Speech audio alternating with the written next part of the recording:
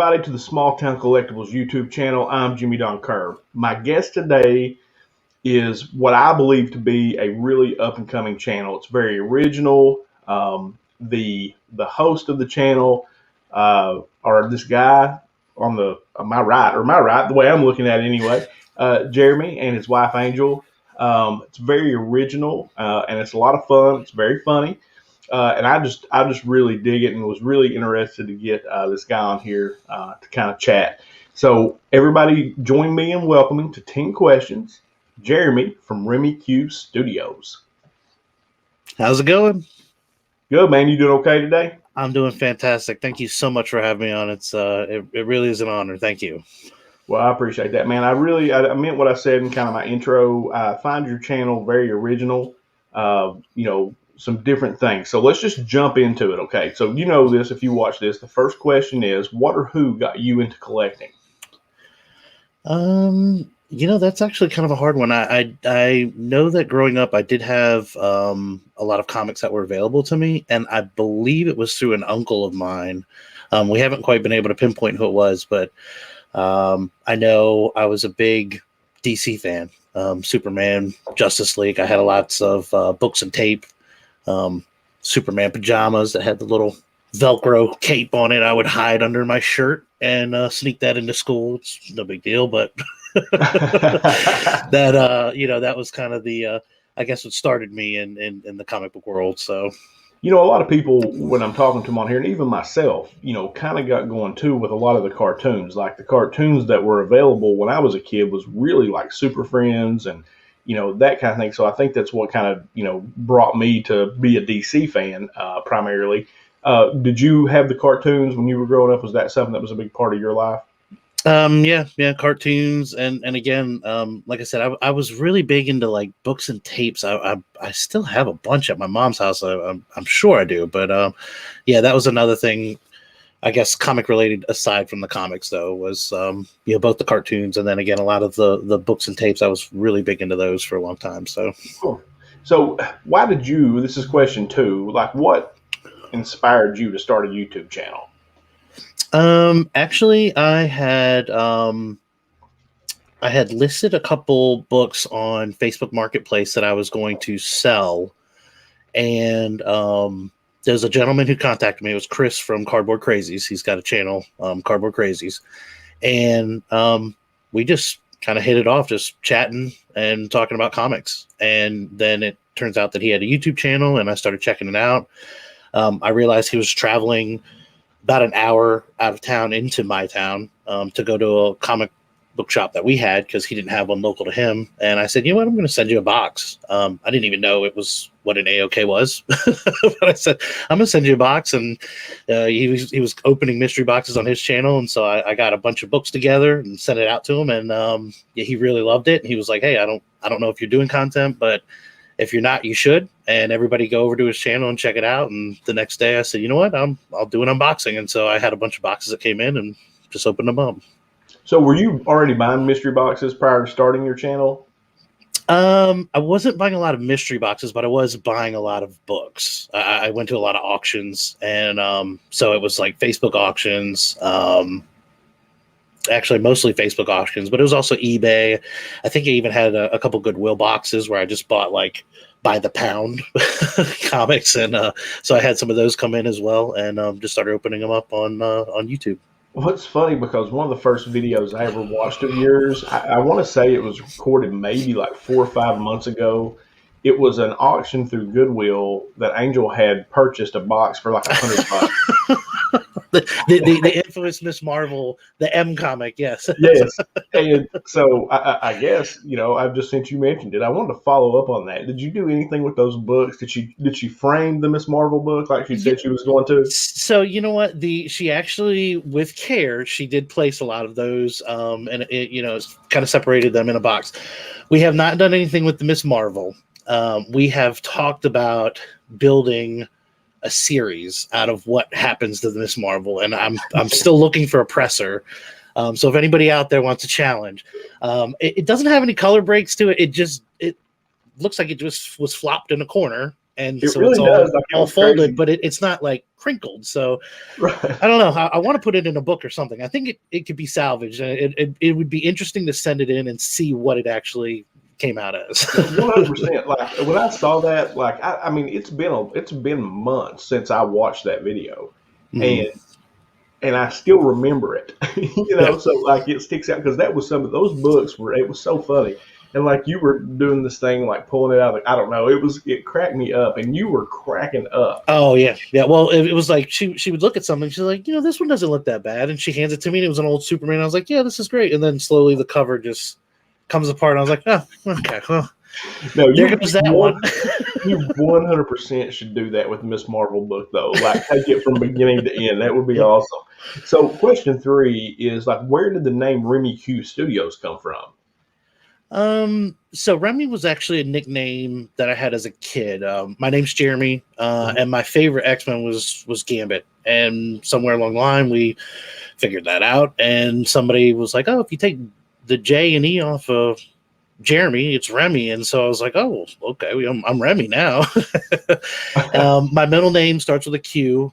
And originally on YouTube, years back, I was actually making these. It was almost like these really dramatic movie trailers, but it was of my son, and it would be like it's like him at the uh, like at the playground, and then I would add like like real dramatic like Indiana Jones music where he's like climbing up the bars and everything in weird camera angles. And so I would make these little trailers, and I was like, oh, well, we're a studio now. This is what we do. And so that was the Remy Q Studios. So when I started doing comic stuff, I actually did remove those videos, but again, that was where the channel had originated. So Did you save those anywhere? Because you should 100% put those back up because it kind of I leaves. do have them. Yeah, I mean You ought to put them I back think I up. just privatized them. I mean they're still there, but yeah, they were a lot of fun to look at. Because that's one of the things about your channel is there's a lot of cool stuff, and then we'll get to some of these questions in a minute. But there's a lot of cool stuff that you do, almost kind of similar to what DJ Links is doing. If anybody watches DJ Links, where his editing skills are just off the chain, right? So, and you're doing some things. There you go. You're doing some things with some green screen work and some things like that. That are really cool. So, question 4 is, Angel's on your channel all the time, right? So it's as much as a duo channel as it is just you on there. Mm-hmm. Um, I was just wondering, like, was she always into collecting as well? Was that one of the things that kind of attracted you guys to each other, or is it something that you kind of grew into together? So she was never really into collecting. However, I've always said I was one of the luckiest guys in the world. I mean, Angel and we were high school sweethearts. I mean, real old school, you know what I mean? So, Mm-hmm. we met, we just hit it off. However, she was definitely a certain level of nerd. So she was into the X-Men cartoons. She's always been a gamer, you know what I mean? It was something where a lot of my friends, got the, hey, you've got to stop playing the game now. And she was next to me and we're playing together. And it was like, all right, we're going to finish this level out. So Yeah. I did kind of look out with that. And so again, she didn't really collect a lot of the books. I think she had some cards for a while. And she might have had a couple comics, but she was definitely into the comic world. She's definitely into the movies, and so I mean she's a fan, and it's again I think I'm really lucky in that sense that she's very supportive with the hobby. So That's cool, man. So, and I know you guys have a couple of kids, right? yes, Are sir. they into the hobby at all? No. No. Unfortunately, yeah. I at one point, my son Logan, he's kind of getting into it a little bit more. He just turned 10, actually this last week, and he's getting into it a little bit more. But I know, I want to say last year I got him. It was like a Dynamic Forces Spider-Man 1. He was really into Spider-Man, and I gave it to him. It was like it had the hologram sticker on it. And I was like, hey, this is sealed. If you keep this, it may be worth some money someday. And he's like, how much is it worth? I was like, probably about $30, but keep it and it'll be worth some money. And he was like, oh, it's really cool. And he put it up. And then it was like a week or two later, we were out and he wanted to buy something. He's like, well, maybe we can sell that comic book that you gave me, and then I can buy this thing. And I was like, oh man.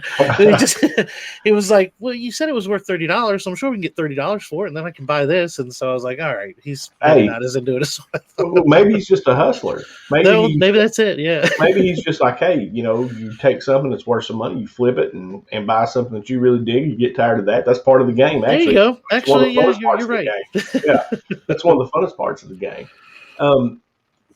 So since you started your YouTube channel, like, what's one of your favorite parts? Like, what's your favorite part about having the channel?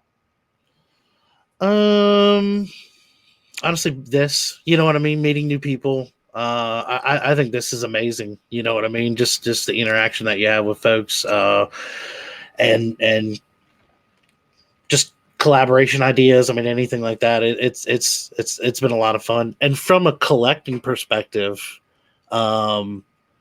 it's like it opens so many doors. You know what I mean? That normally you wouldn't have, or that I wouldn't have had. And I've been able to find books, and I get heads up on where to find books and all kinds of stuff. So I mean, I think the community and how everybody helps each other out is amazing. So And that's something I agree with you 100% on, and it's something I hadn't really thought about, really, I guess, until you just said it, because it's opened up doors and different avenues to purchase books. You don't just have to go to eBay. You don't just have to go to your LCS. You just don't have to go to the flea market. You literally can get on Instagram. There are 1,000 places, and people will. Like Gary B yesterday, if you don't know Gary B, the casual comic guy, for the people watching, he actually did an Instagram live in Rhino's Comics, and that's his LCS, and he works there sometimes. And he just went around and showed books. I ended up buying like 3 books, right? So it's, or I'm sorry, that was somewhere else. I bought 1 book with Gary B. It was an Action Comics Nestle reprint from, back in the 90s. And I'm a big Superman fan. So you're right. I mean, that's a great point, because it really does. And it's really put a hurting on my wallet, because it's opened up so many more places for me to spend my money. Oh yeah. It's I think that's honestly it's the same way. Instagram's a big one. Like you're into different like group chats and everything, and somebody will say, "Hey, check this out," and it's like I never would have found that.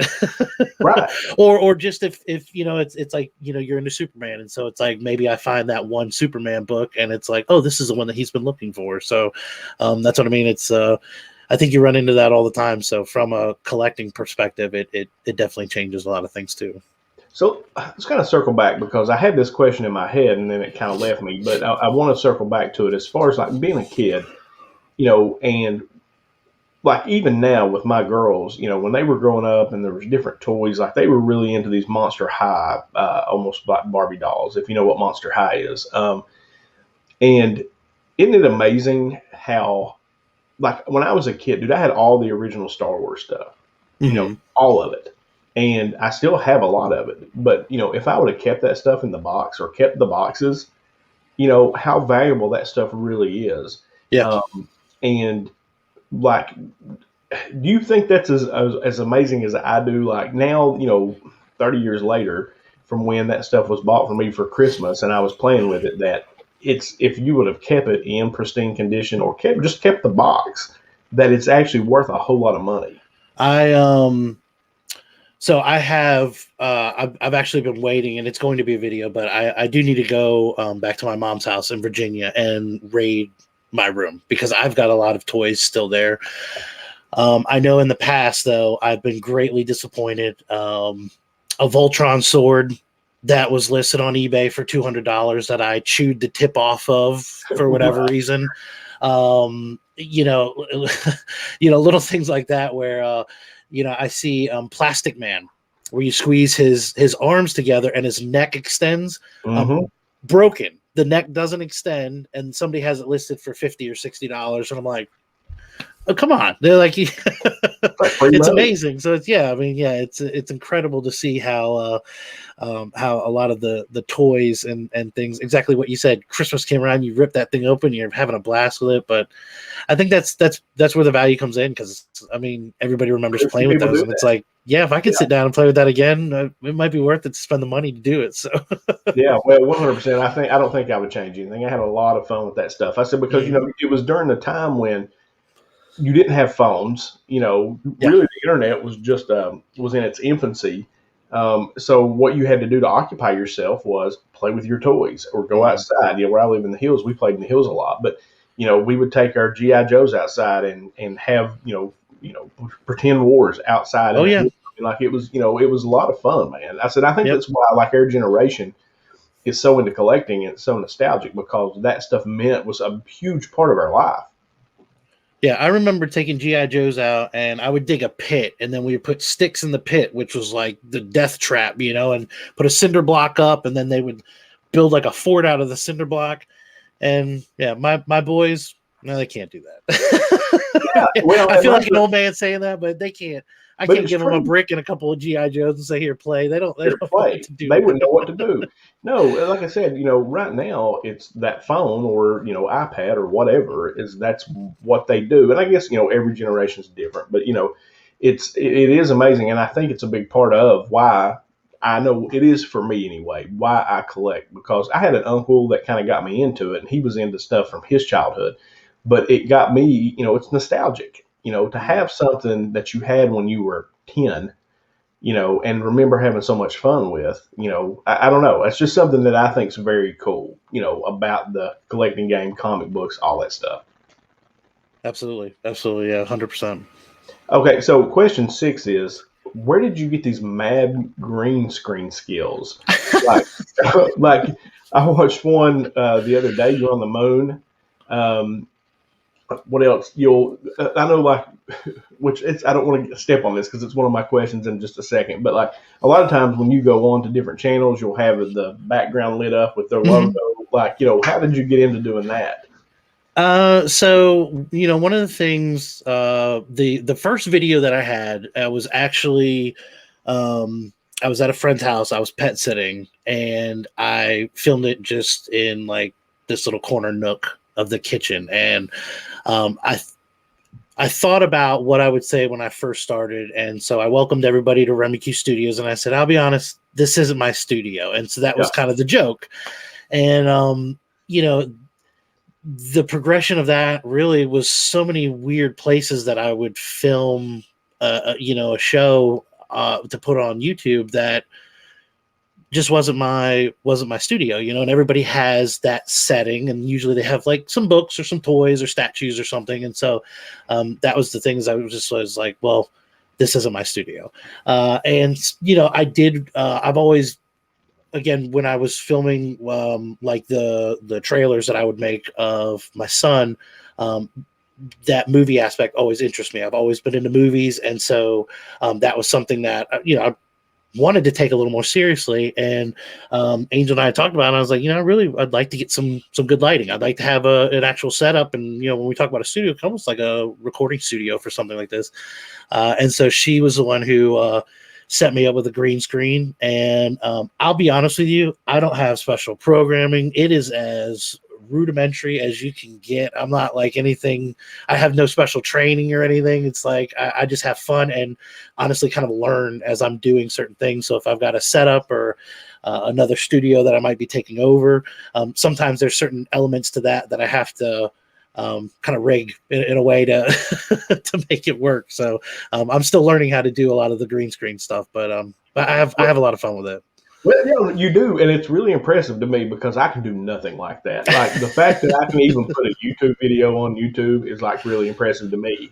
And I've learned, like when I first started, my oldest daughter was actually editing my videos. That's why they're so Mhm. much better back then than they are now. A lot of times it's it gets better as you go. Mhm. It gets worse for me after like 10 because she got tired of fooling with me. And so, but no, I always think it's cool, man, because you just, you're switching your background. I don't know. I think it's awesome.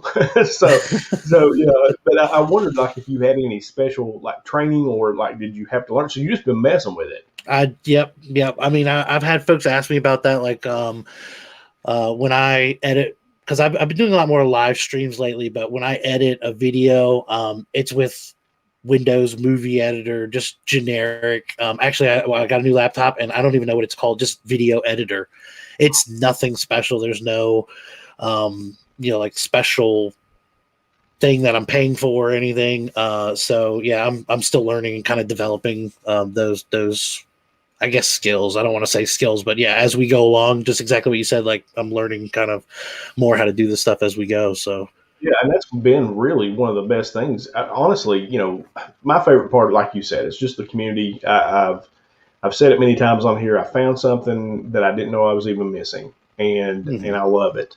Um, but part of the fun is I have learned how to do all kinds of editing stuff. Like I had no clue how to do any of that stuff. I basically just mess around. I mean, I do mine on my iPhone, iMovie. That's how I do it. And but I always mess around. I figured out how to go picture in picture. I figured out how to, break. I don't know. It's fun, and it's been fun to learn something new, a new skill. To kind of keep your brain going, and something new. It's just I don't know. I think that's important. So this is question 8, and I wanted to ask it as question 1. And I can't believe I buried it this far down here, but we're going to do it now. Okay. What possessed you to open up a mystery box with a chainsaw? Okay. Okay. So, you know what? That was just, I'll be honest with you. That was a fluke circumstance. So my wife was very generous, and she bought me a chainsaw, and she bought me a new weed eater, and I took all kinds of pictures, and I put them on Facebook, and I was like, check it out, the new toys. And it just so happened that I had it set aside, and we sat down to do a video. It might have been, I don't know if it was edited or a live stream.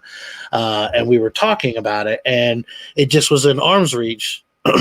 And she had no clue what was going to happen. And I said, I was like, a lot of these channels, they have like machetes or like samurai swords, and they have a lot of cool things that they open up boxes with. And I said, we're going to use this. And I pulled out the chainsaw, and she was like, you're ridiculous. And of course, then the comments came in, and everybody's like, oh, when are you doing the chainsaw unboxing? And then I was like, oh, shoot, now I got to do a chainsaw unboxing.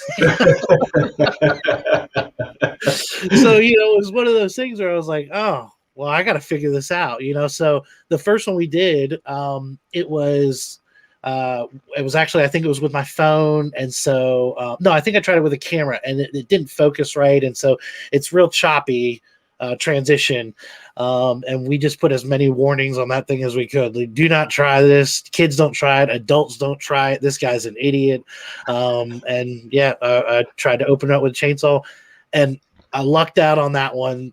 It was a good enough box. I kind of made some rules. I was like, all right, I need to cut this thing open enough that I can extract the books and show that I've extracted them, without having to actually open up anything else. And this is just strictly cutting it open.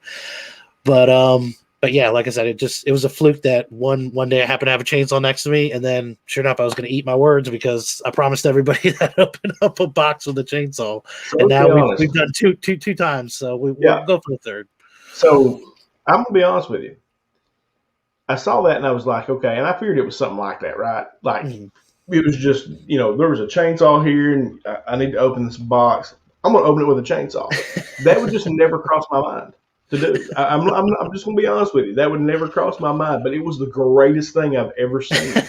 And like it was one of those things where that's what I was talking about in the intro was the originality and like the doing something like that, like thinking there's a chainsaw right here because I have the smallest knife in the world that I open boxes with. And then for you to break out a chainsaw, it killed me. Like it freaking killed me. I loved it. And I said this was question 8. This is question 8. And it kind of goes back to almost like the chainsaw video, and the originality is like you've done 2 videos now where you do homages to channels. Like where did that idea come from? So, oh gosh, somewhere along the line, I was kind of toying around with that, and there was actually, it wasn't a full video that I did, but I did do a Whack Comics was having they were having a big subscriber push, and they do this segment. It's called 3 questions or 3 fun facts, and I thought, you know what? Wouldn't it be cool if I did 3 fun facts, but actually with their setup and their banner and their background, and make it look like I was there and talking into his mic and everything? And so I did that, and I got a really good reaction. Everybody was like, "Man, that was amazing." We really liked it, and like I said, it was something I was kind of toying around with, anyways. And so after that, I think a day or two after that is when we did DJ Links, and for me, that was a no-brainer. I love DJ Links, and I've told folks being able to have his background and look at a camera and say "stick around" was one of the most fun things I could ever do. Because there's been so many times where I've been making a video and I almost said it, and I was like, "No, I can't do it. It's his thing. I can't steal it." But to be able to do that, it was a lot of fun. It's just in fun. You know what I mean? These are the channels that I love, and I like telling everybody, hey, look out, because you never know who's next. But we're having a lot of fun with it, and that's probably one of the better videos I think that we do is when we take over somebody's studio. It's a lot of fun. So it's so much fun, man. I think the last one I watched was Freaky. I didn't see the Whack Comics one. I didn't see that one. I saw the Freaky Louie and the DJ Links, and and it cracked me up because it really did look like it. And you're right. That's kind of the genius of what Links is doing. That stick around line, like everybody's trying to figure out a way to enter their intro, but you don't want to say stick around because it's perfect, right? Stick around, and it's perfect the way that he does it. And so I think mine is like, let's get started, okay, let's get started. And so, but it's fun, man. That's what I'm saying. It was so original. I've never seen anybody do that. It's just generic enough. You know what I mean? It's like, again, I'm not making fun, but it's like, I was perfect. Like, I had to have a similar music. I didn't want his exact music, but it was like, I wanted people to know it's almost like the evil villain. You know what I mean? That's how I think of it. Like, we're taking over your studio, When, Freaky always comes up with these little rhymes or these songs, and then you kind of did your own little song. Like, it was so much fun, dude. Like, I mean, to me, that is good content. To me, is, it's original. You're not seeing that kind of stuff on anybody else's channels. It's, and that's what makes it fun. So, no, I think that's cool. My favorite part of DJ Links was when you reached over. I had this shelf right here. And just drop it. Yeah. And that kind of like, oh, okay, that didn't work out that well. Yeah, it was so much fun, man. I thought that was great. Well, I appreciate that. So question 9.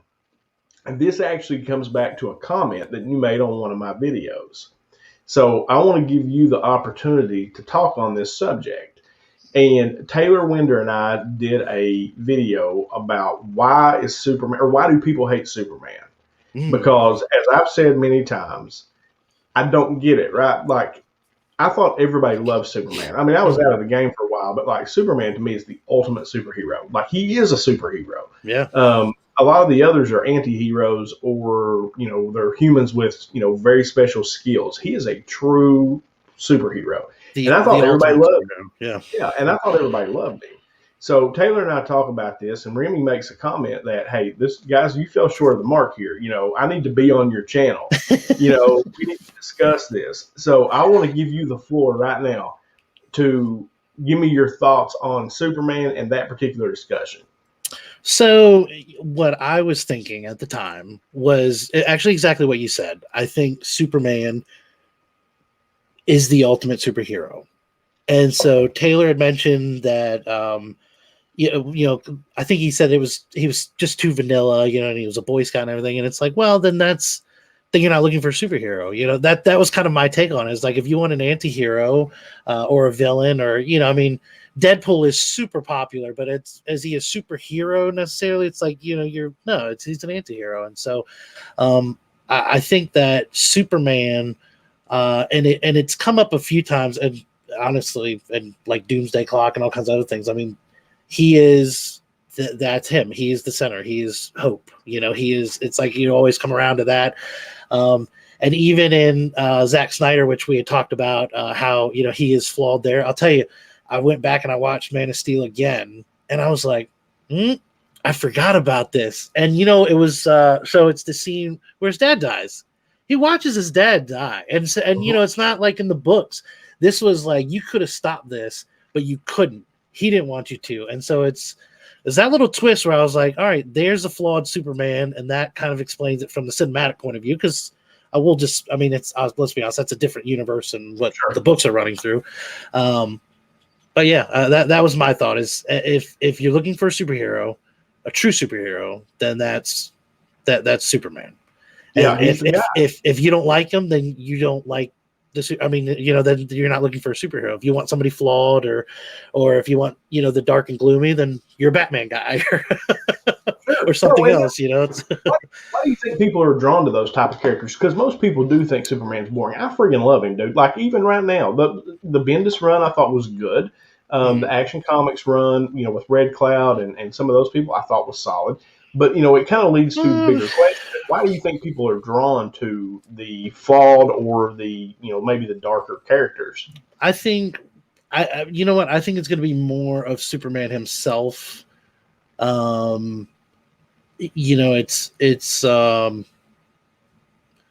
almost where you can't beat him. Like everybody likes the underdog.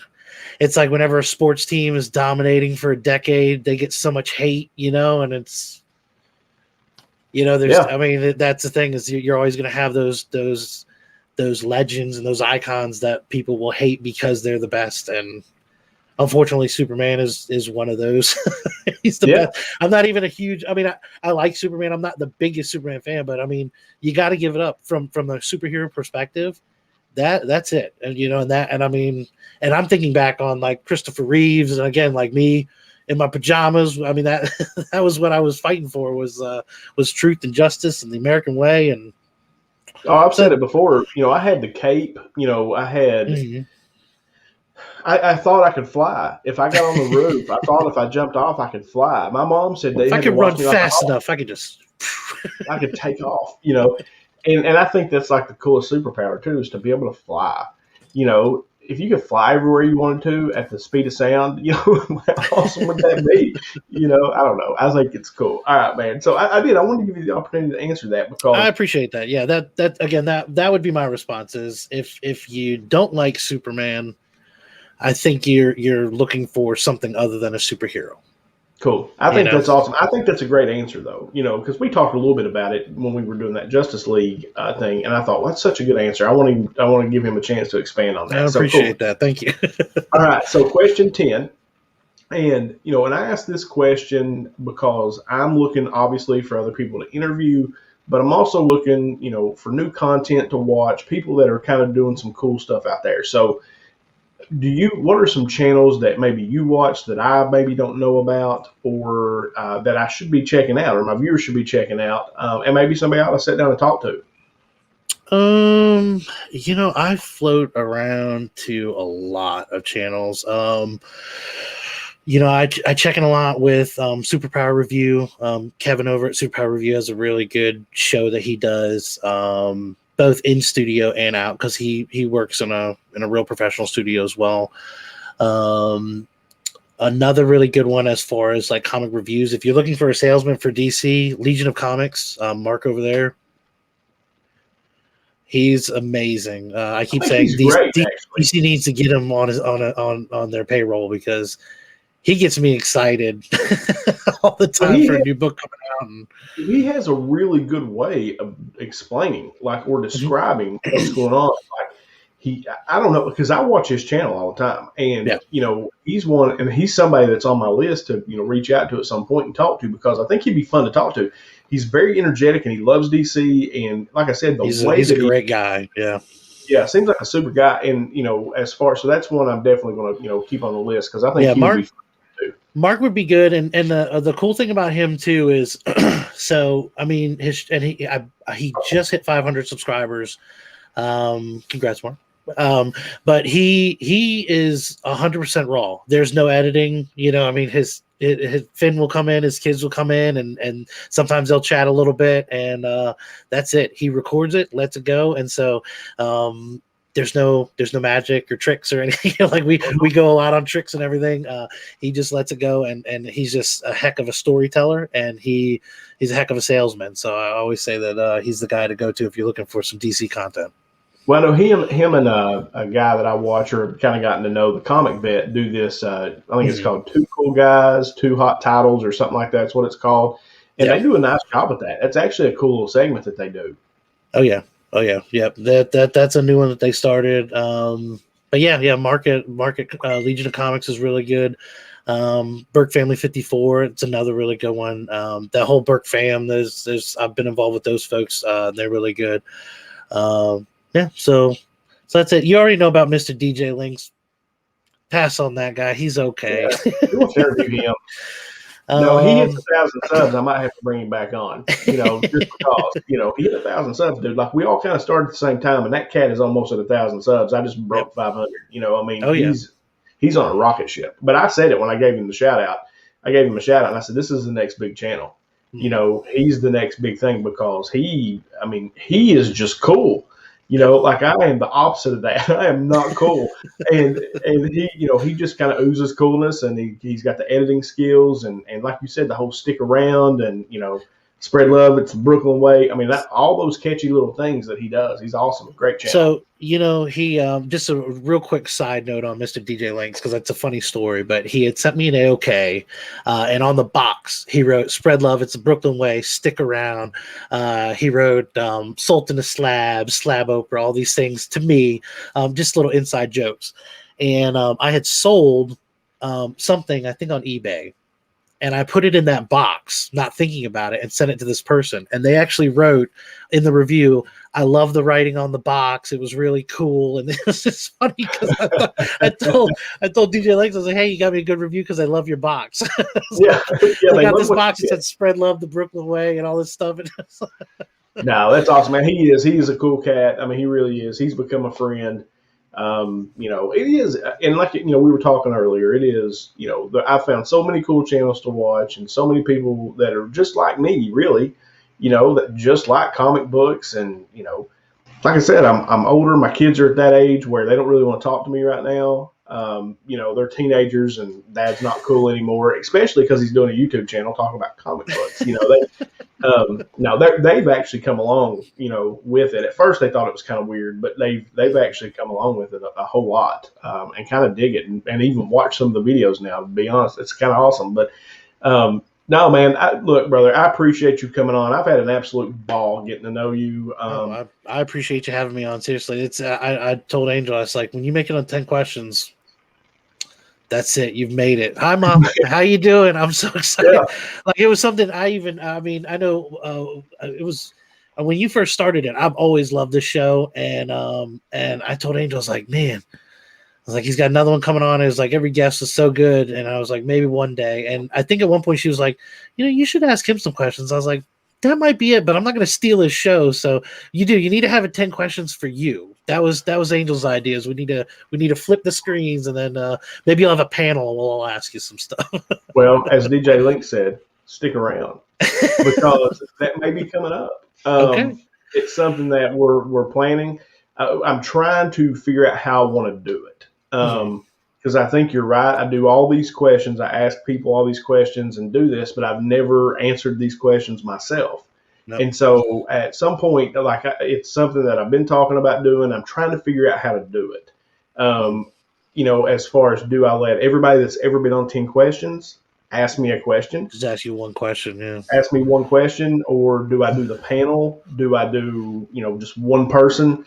To just sit down with me, somebody that I want to do it with, and let them ask me the questions. And, but no, I think you'll get to see that at some point. That's coming. Awesome. So, yeah. So look, man, we'll get off here. I know you probably got to go and get started with your day, but I really do appreciate it. And if you're not watching this guy, you need to go over and sub to his channel, because I'm telling you, some weird video is going to pop up and you're going to laugh. His Angel did a video. He doesn't know what he's talking about. I laughed my ass off. Like, I was like, that is so good. Yep. And the dynamic too between you and her is really good. It's like, it's a lot of fun. Like, you can tell you guys dig each other and you're having fun doing what you're doing. And that really comes through on the camera. So I don't know. Like I said, dude, I love your channel, and I appreciate it. Thank you. And I'm a big fan. And definitely go over and check him out, and go watch this dude open a box with a chainsaw. It's the most insane thing you've ever seen. Remy, do you want to talk about where people can find you as far as like social media, that kind of thing? Actually, Remy Q Studios on Instagram and Remy Q Studios on YouTube. That's it, really. Cool. And coming up this week, guys, for me, obviously, you've got Remy here. I think earlier in the week, I've done a couple mystery box unboxings and did a pretty cool little conversation about one division that I think was fun. And of course, I want to remind everybody I've got this limited time promotion going on with Street Level Hero LA.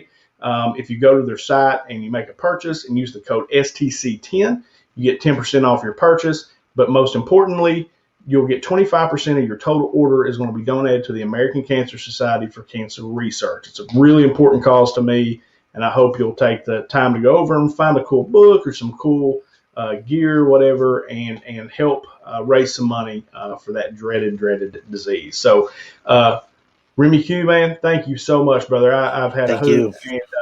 And guys, as we always end these things, until next time.